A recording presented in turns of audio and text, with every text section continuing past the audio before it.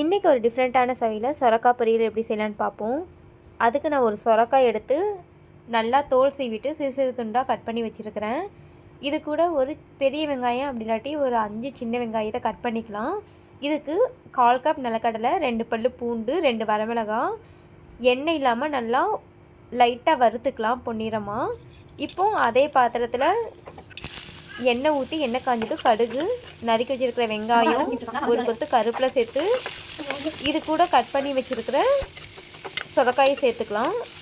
இப்போ 1/2 ஸ்பூன் மஞ்சள், தேவையான அளவுக்கு உப்பு சேர்த்து நல்லா வதக்கி விட்டு வேக வச்சுக்கலாம். அதுக்குள்ளேயும் நம்ம நிலக்கடலையை அரைச்சிக்கலாம் இந்த அளவுக்கு. இப்போ சொரக்காய் வெந்திருக்கும். தண்ணி கொஞ்சம் வேணும்னா சேர்த்துக்கலாம்.